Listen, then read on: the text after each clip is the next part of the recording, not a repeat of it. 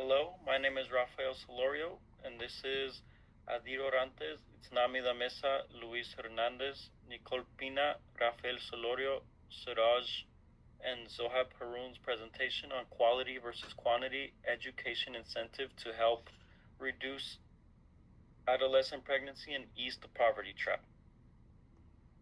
This is a little picture to show you here in Guatemala how it is and very hard over there.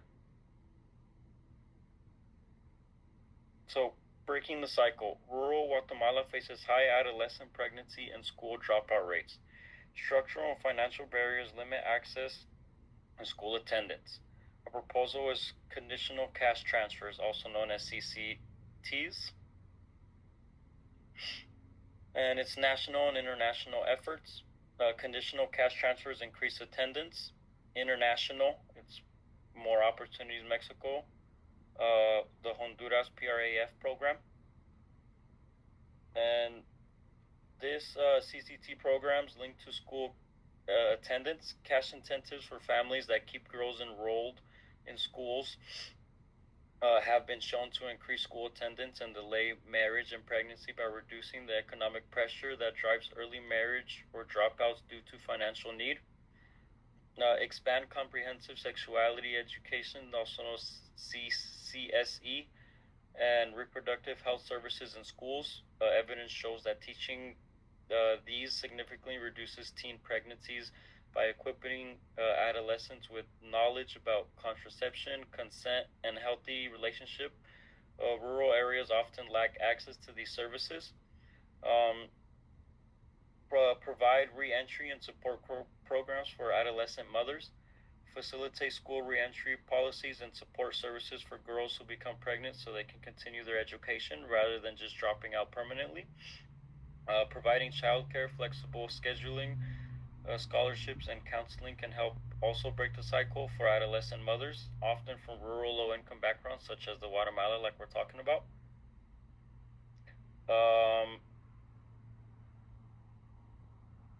Our programs and policies will execute a higher attendance in school while other programs have been failing. Country context, this is rural Guatemala, high adolescent pregnancy rates, high rural poverty and child labor, language barriers, poor infrastructure, geographical and environmental barriers as well. This is just a little chart to show the childbearing in Guatemala, a continued challenge that has been shown also. This is the intergenerational cycle of poverty. This is just kind of showing how it always keeps going in a cycle. So education substantially lowers teen pregnancy rates. Education shows that increased years of school delay, marriage, and childbirth amongst girls. Conditional cash transfer programs such as Mexico's Progresa opportunities significantly increase school attendance in poor rural communities. Education incentives can increase school participation, reduce adolescent pregnancy, and help break intergenerational poverty cycles. Education plays a critical role in lowering teen pregnancy rates, and this is strongly supported by economic research. For example, Schultz finds out that conditional cash transfer programs like Mexico Progress significantly increase school attendance, especially among girls in low-income households. By reducing the cost of schooling, these programs keep girls in school longer. Similarly, Bard and her co-authors show that financial incentives tied to education can reduce early marriage and teen pregnancy, since girls who stay in school are less likely to become mothers at a young age. Now, there's also strong correlation between education levels and pregnancy outcomes. Teenagers with higher levels of education are far less likely to experience early pregnancy compared to those with little or no schooling at all. The key idea is that education changes both opportunities and incentives. When girls remain in school, they are more focused on long-term goals. They gain better knowledge about reproductive health, and early motherhood becomes a higher opportunity cost.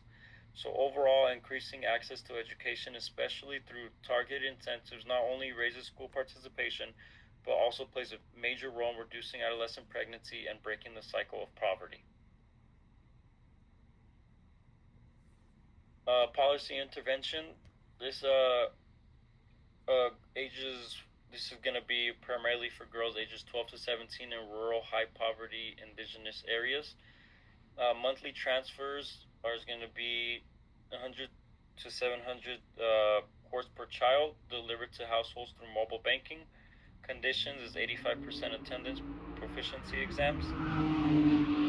So rural high poverty areas such as the Guatemala and communities, in many rural indigenous communities, Guatemala, a large scale of people, about $1 to $2 per day is what they make in about a day in what those indigenous areas.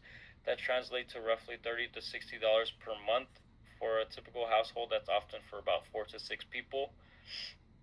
And rural poverty in Guatemala is very high. Over 70% of rural people live in poverty.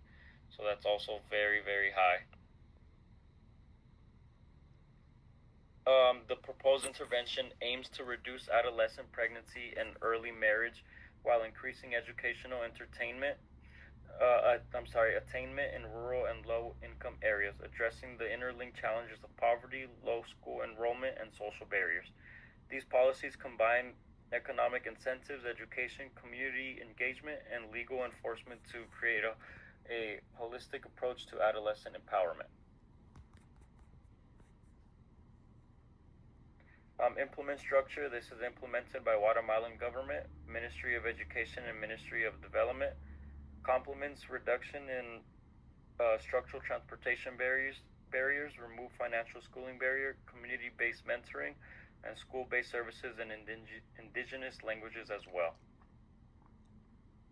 The expected policy impacts: increase school participation, reduce adolescent pregnancy rates. This is the implementation timeline. This slide shows how the policy is implemented over time in 5 main phases. We begin with planning the first 3 months with the program, where the program is designed, partnerships are formed, and participation are required. Next is the training phase, where staff are prepared and resources are allocated. The central phase is the pilot program, where the intervention is implemented in selected regions. After that, we will move into monitoring, where we collect data and track progress. Finally, we will evaluate the results and produce a report to determine whether the program should be expanded. And then we'll go on to the next slide. So for evaluation RCT design, this slide explains how we evaluate whether our policy actually works. We use a randomized controlled trial, or RCT, which is considered the gold standard in impact evaluation. Students are randomly assigned into 2 groups: a treatment group that receives the program and a control group that does not. Our samples include about 500 students across participating schools, and we are stratified sampling to make sure we capture differences across regions and socioeconomic backgrounds. We then measure outcomes like school attendance, enrollment, and adolescent pregnancy rates. By comparing the treatment and control groups after the program, we can identify the causal impact of the intervention, not just correlation.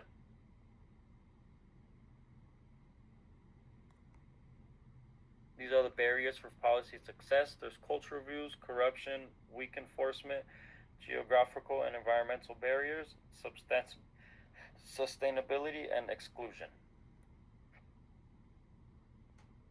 These are the budget assumptions. Pilot sample 500 students. Assume coverage 10 rural schools, 50 students each. Direct support paid over 10 school months. Total pilot duration 18 months. Cost reported in USD.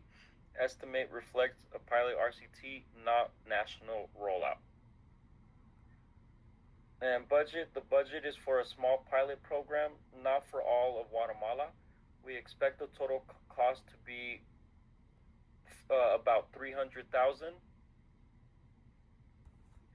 Most of that money goes directly to the girls and their families through cash, to help with school costs and transport or meal support. The rest goes to things we need to make sure the program works, like training, outreach, translation, and monitoring. The idea is to test the program first and then use the results to ask for bigger funding later.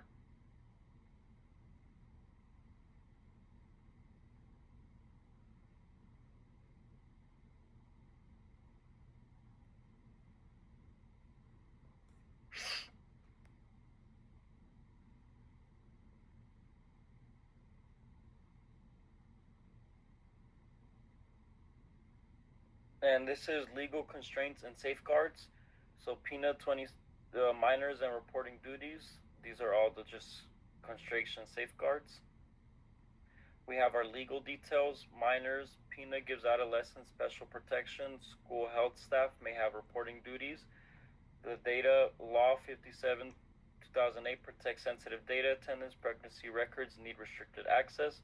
Pregnancy law 42 2001 bars exclusion of pregnant adolescents from education. Indigenous delivery, bilingual intercultural materials, and institutions. These are the institutions. And the policy design expansions compare transfer sizes to estimate effects on attendance and learning outcomes, evaluate conditional versus unconditional incentive structures,